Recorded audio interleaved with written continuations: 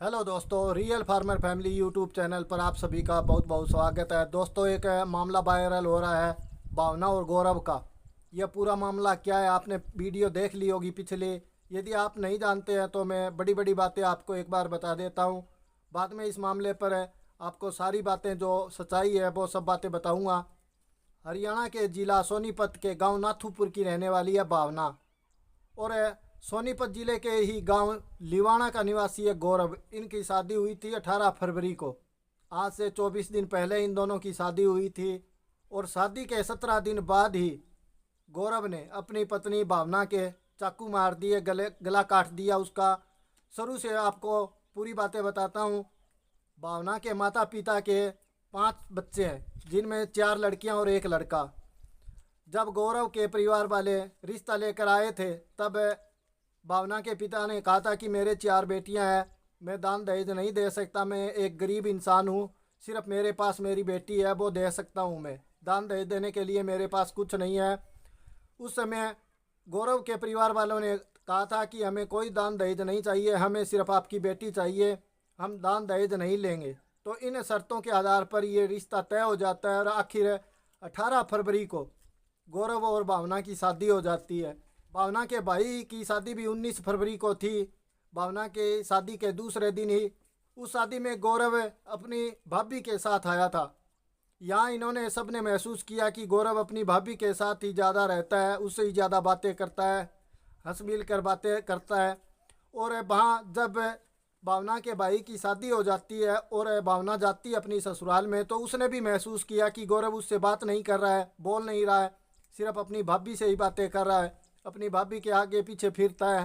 भावना के भाई की शादी थी, तो भावना के भाई को उसकी ससुराल वालों ने मोटरसाइकिल दी थी।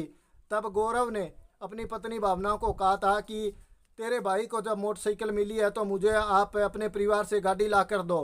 1-2 बार भावना को सीढ़ी से धक्का देने की भी कोशिश की गई, गला घोटने की भी वहाँ कोशिश की गई, परंतु भावना ने कुछ नहीं बताया। ऊपर से होली का त्यौहार आ रहा था। होली के त्यौहार के कारण भावना का भाई जाकर भावना को अपने मायके लेकर आ जाता है, क्योंकि हरियाणा में एक रिवाज है कि कोई भी पहला त्यौहार हो, होली हो, वो लड़की अपने मायके मनाती है।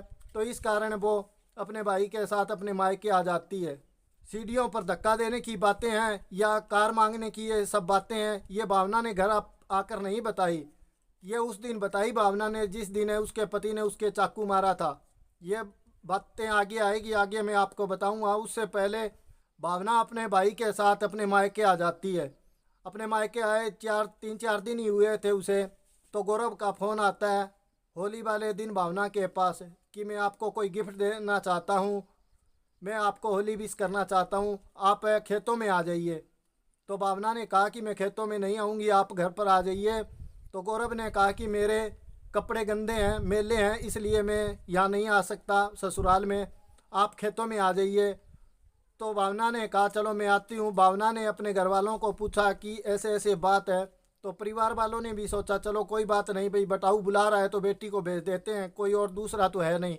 ये सोचकर भावना की माँ ने भावना को उसके साथ खेत में भेज दिया। खेत में ले जाते ही गौरव ने भावना को कहा कि आप आंखें बंद कर लीजिए, मैं आपको गिफ्ट देना चाहता हूँ, कोई सरप्राइज़ है। जैसे ही भावना ने आंखें बंद की, गौरव ने चाकू निकाल कर उसकी गर्दन पर मार दिया। उसकी गर्दन पर मारने के बाद वो चिल्लाई, उसके पेट में चाकू मारने की कोशिश की, तो भावना ने वो चाकू पकड़ लिया, जिसके कारण उसके हाथों में भी चोट लगी। बाद में उसने गले के आगे चाकू मारने की कोशिश की तो वो बच गई, पीछे उसके फिर चाकू मार दिया। इस तरह उसने जब चाकू लगने के बाद शोर मचाया तो पास के खेतों में काम कर रहे लोग भागकर आते हैं।